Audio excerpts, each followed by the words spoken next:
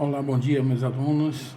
Hoje a nossa aula vai ser sobre a evolução dos seres vivos e você pode, é claro, estar acompanhando aí com o seu livro no módulo 5, é isso?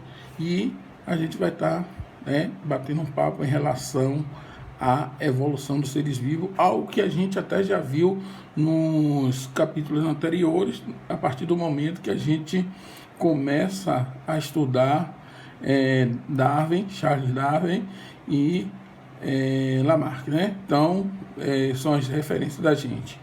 Eu vou estar passando para vocês atividades que eu vou estar sinalizando, mas vocês têm que pegar essa parte do livro, fazer uma leitura aprofundada com essas partes, principalmente, que eu vou estar dando como referência para vocês, tá ok? Então vamos lá.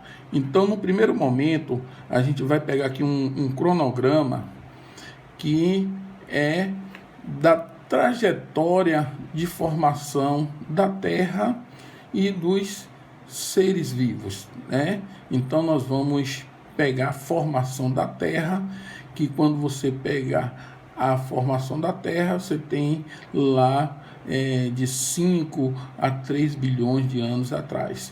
Então você observa que aqui, ó, essa linha do tempo, ó, para cá, nós estamos, ó, bem cá no final. Então quer dizer que o ser humano, ou seja, o Homo sapiens, é uma espécie relativamente, na cronologia da Terra, é uma espécie recente.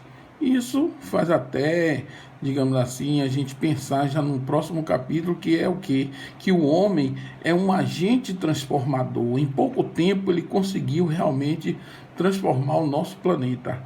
Mas isso é assunto para o nosso próximo módulo, né? Então nós vamos atentar que aqui nessa evolução a gente vai estar mais profundamente a partir da formação dos mamíferos, né?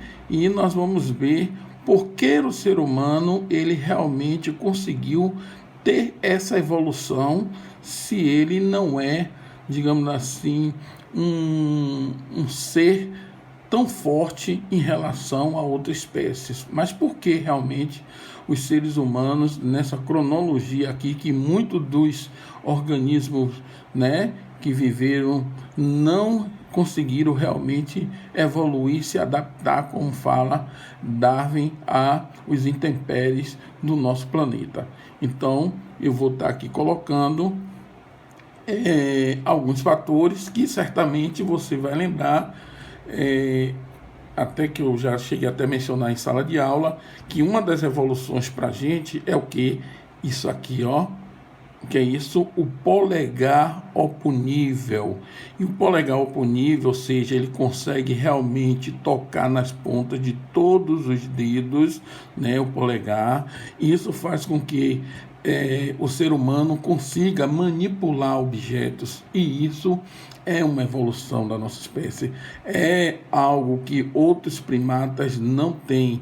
E outra coisa que eu quero falar para vocês, além do polegar oponível, nós vamos ter outras características, como que a postura bípede, ou seja, nós conseguimos sair de uma posição que faz com que a gente tenha a linha do horizonte aumentada. A partir do momento que eu tomo a postura bípede, eu tenho que a projeção dos meus olhos no horizonte, ou seja, eu consigo ver distante e eu consigo ver o perigo para poder fugir até mesmo deste, né? Então essa é uma outra característica que fizeram os seres humanos nessa cronologia ele realmente ter uma sobrevivência melhor, uma adaptação melhor. Uma outra coisa, claro que eu não vou nem falar da parte de cognição, ou seja, do aprendizado do ser humano, mas eu estou falando até mesmo dos aspectos só da anatomia. Lembre-se que nós temos gordura, e a gordura é importante, principalmente a gente ficar o quê? boiando, flutuando em alguns fluidos, principalmente na água. Lembra que eu falei para vocês, no zoológico, por exemplo, um primata, um símio, um macaco, ele na realidade ele fica o quê? Em ilha. Por que ele fica na ilha? Estão lembrados que eu falei anteriormente? Porque na realidade, se ele sair daquela ilha, ele vai o quê? Ele vai afundar, porque ele é puro músculo, ele na realidade não tem gordura. Então isso daí também é um aspecto da evolução muito bom para a gente, ou seja, nós conseguimos realmente ter, digamos assim, determinadas características que outros seres, principalmente primatas, não os têm, tá ok? Uma outra característica que eu posso realmente colocar, além da postura bípede, né, a relação de que dos músculos intercostais, são os músculos, a musculatura das costas que faz a gente ficar na postura ereta. Mas aí a gente vai ver depois em relação de alguns aspectos dessa evolução. Agora, eu quero chamar a atenção para vocês, principalmente para a atmosfera primitiva, que ela é rica em esses compostos aqui, ou melhor dizendo, ela era rica em compostos como o metano, o gás hidrogênio, vapores d'água e amônia. Então quer dizer que tudo isso aqui fazia parte o que da atmosfera primitiva. E lembrando que esses materiais aqui, essas substâncias, ela, além de ter o que corrente elétrica, facilitaram para que formasse o que um composto básico, que é os aminoácidos, composto orgânico aminoácido. E para formar proteína, as unidades menores da proteína é o que? São os aminoácidos. Então quer dizer que desse material aqui, nós vamos ter uma substância orgânica que é mais complexa, que é o aminoácido, que serve por base para fazer o quê? A proteína e os ácidos nucleicos. Os ácidos nucleicos, você lembra lá que eu falei lá atrás, em outras aulas, o ácido nucleico, ele vai ser a base para a formação do que? Do ácido desoxirribonucleico, ou seja, o DNA. Então isso daí é importante para a gente estar lembrando. Aí quer dizer que todo esse material daqui, ele resultou que, claro, na formação de células primitivas. Essas células primitivas, é claro que elas evoluíram para organismos mais primitivos e logo em seguida o que? Organismo mais complexo. Isso eu estou falando de uma linha, claro, de evolução para formar organismos mais complexos. Nós temos o que? Nós temos algo muito mais simples, que começou pelas substâncias. Eu quero que vocês lembrem, principalmente, desse grupo de substância aqui, ó. Essa daqui é o metano, tá vendo aqui? Metano. Aqui é o hidrogênio. Aqui água. Vapores d'água, né? E aqui amônia. Tudo isso aqui formou o que? Os aminoácidos e, por consequência, as proteínas. E aí segue essas outras estruturas mais complexas. Então, vamos adiante. Aqui nós vamos observar que, quando fala da origem das células eucarióticas, nós temos que lembrar que são células de núcleo organizado. Isso aí você já lembra muito bem da gente estar falando até mesmo em sala de aula, que esse tipo de célula, ela vai ter o quê? O material genético, ele vai estar onde? Dentro desse núcleo aqui, ó. Ele vai estar dentro desse núcleo. E, aliás, esse material daqui, ou seja, esse material que está revestindo, que é chamado de carioteca, que é a membrana nuclear, ela vai proteger o material genético. Isso aí é de uma importância muito grande, até mesmo para a evolução. E aqui nós temos o que? Várias outras organelas que são importantes para a gente, digamos assim, para a célula realmente funcionar. E eu coloquei aqui em destaque a mitocôndria, né? Depois a gente vai estar falando da mitocôndria, e aqui na célula vegetal o cloroplastos. Então, mitocôndria e cloroplasto. Mas aqui nós temos, por exemplo, lissossomo. Lissossomo é importante porque vai ter lá substâncias nesse lissossomos, que são substâncias digestivas, ou seja, tem enzimas que vai digerir o material que vai estar entrando na célula, né? Como se fosse o intestino. Essa organela aqui é como se fosse o intestino da célula, né? Intestino da célula. Aqui nós temos os ribossomos, responsáveis pela a síntese de proteína, centríolo, que vai ser responsável com o complexo Golgi da divisão celular, e por aí vai. E aqui eu quero chamar novamente a atenção do cloroplasto. Por que você está chamando a atenção do cloroplasto, Sérgio?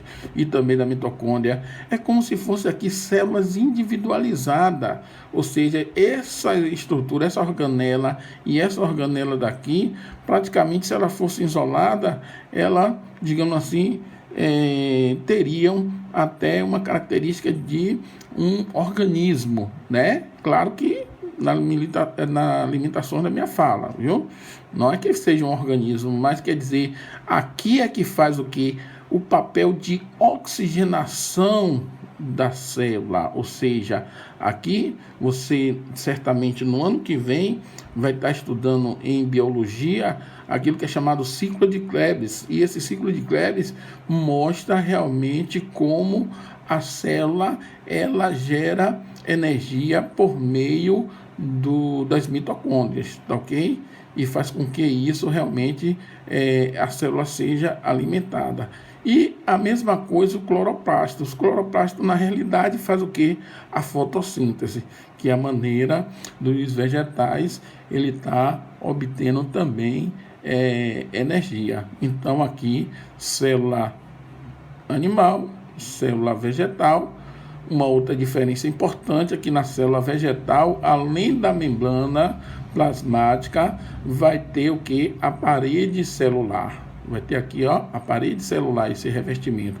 Além da membrana plasmática, vai ter o que? A parede celular. Mas vamos adiante. Ora, isso aqui que eu mencionei anteriormente. Aqui, ó, nós temos a mitocôndria. E olha só essa teoria da endossimbiose. Que essa teoria, na realidade, ela reforça aquilo que eu tinha falado anteriormente, é que a mitocôndria, na realidade, ela por fazer a síntese de energia celular, ela poderia até ser isolada, né? Ela poderia realmente estar gerando energia, digamos assim, de modo isolado, ou seja, sem precisar, entre aspas, das outras organelas, né? Então aqui falo que essa teoria foi formulada por Lynn Margulis em 1970 e propôs que as mitocôndrias, organela responsável pela respiração celular, e os cloroplastos, organela responsável pela fotossíntese nas células de plantas e de algas, eram bactérias unicelulares que foram incorporadas pelas primeiras células eucarióticas e, ao longo do tempo, passaram a se comportar como organela. Algumas células incorporam apenas mitocôndria, outras tanto mitocôndria como cloroplasto. A principal evidência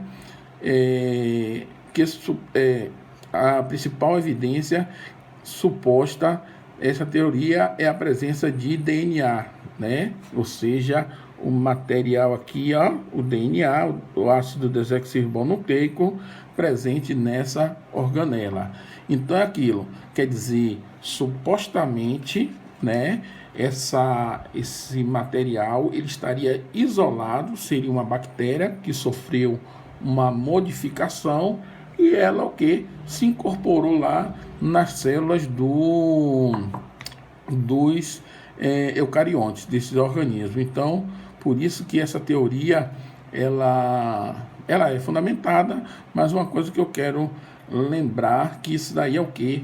Um ponto da evolução, viu? Então, quer dizer que essas organelas são importantes, mas tem essa, digamos assim, esse passado na linha da evolução dos seres eucariotas. Aqui eu trouxe para vocês a evolução, né? Ou seja, a origem dos antropóides, e observe que tem um tronco comum, que é chamado de prosímios primitivos, que é essa linha comum. Então, nós vamos ter o que? Observe que ela tem um tronco comum e depois começa a ter o que? Divisões bastante distintas, viu? Porque fala esse negócio de dizer que o homem teve a origem do macaco, nada disso, viu? Então observe aqui, ó, que tem um tronco comum para vários antropóides, viu? E o que é que acontece aqui? Nós temos, a partir desses espongídeos, que é esse daqui, já são, digamos assim, símios, né? São entre as macacos que tem uma postura já bípede. E observe que esse daqui, ele dá um exemplo clássico, que eles não conseguem ficar muito tempo na postura ereta. Então, eles, para se movimentar, eles precisam elevar o braço para manter o quê? O equilíbrio aerodinâmico do seu corpo. Então, ó, quer dizer que quando eles se deslocam com os braços elevados, né? Essa parte posterior do corpo elevadas para manter o equilíbrio. Ele não tem a postura de um ser humano, né? Todos eles são considerados aqui humanoides, até por conta de que dessa postura que já é quase ereta, mas só quem tem postura ereta são que os Homo sapiens. E aqui, para a gente ir finalizando o nosso encontro, eu chamo a atenção para vocês dessa linha de evolução, principalmente aqui no final do Homo sapiens, que é da seguinte condição. Olha só, aqui nós temos o primeiro, o Australopithecus, que na realidade ele tem uma pelagem, né? Ou seja, pelos bastante no corpo, né? Ele já toma uma postura quase que ereta, mas tem relatos que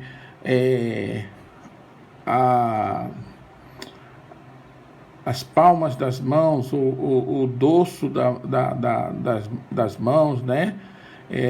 Encontram, digamos assim, foi encontrado com deformações de postura que apoiava ainda os braços no chão, né? Então, eles tinham essa postura ainda de tocar no chão. O Homo habilis, esse daqui já fazia o quê? Já fazia, digamos assim, instrumentos para manusear, ou seja, eles tinham, digamos assim, já essa habilidade. Inclusive esse Homo habilis, eles foram os primeiros a, digamos assim, a ter características de grupos em maior número, tá ok? O Homo erectus, né? O Homo erectus, a postura dele, né? Já tem os músculos intercostais bastante firme, e isso daí, lembre que quando tem essa postura aqui, olha só, a linha de visão dele aumenta, e ele já tinha instrumentos até mesmo para confrontar alguns animais, né? O homem de Neandertal, né? O Homo neanderthalis, ele na realidade tem, digamos assim, relatos não, indícios, né? Relatos não, indícios que houve uma convivência e encontros até de Homo de Neandertal, Homo erectus, e é claro que houve, digamos assim, confrontos entre essas espécies de humanoides diferentes, né? E pela evolução, aqui nós temos o que? Os Homo sapiens. Se observe que o crânio, olha só, o tamanho do crânio, ele vai aumentando. E isso aqui quer dizer o quê? Que houve o tamanho do crânio e a mandíbula. Ó, então você vê que ocorre um consumo, ocorreu o quê? Um consumo maior de proteína. Esse homem aqui já realmente já se fixava, ou seja, já tinha, é claro que ele tinha a postura nômade, né? Mas ele já tinha, digamos assim, o hábito de convivência, e que na realidade o consumo de proteína fez com que o crânio dele realmente aumentasse. E lembrando que na evolução, alguns Homo sapiens, aqueles que não eram resistentes a, por exemplo, a ingesta de gordura, a intempéries do tempo, ficaram o que? Para trás. E nós somos resultados, digamos assim, dessa evolução, né? O nosso organismo é resultado dessa evolução. Espero que vocês tenham gostado da aula. E em breve eu vou estar passando um conteúdo de atividade para vocês. Aquele abraço, forte abraço. Se cuide, lembre que vocês têm que o quê? Lavar as mãos e ficar em casa e estudar, viu, gente? Ok, obrigado.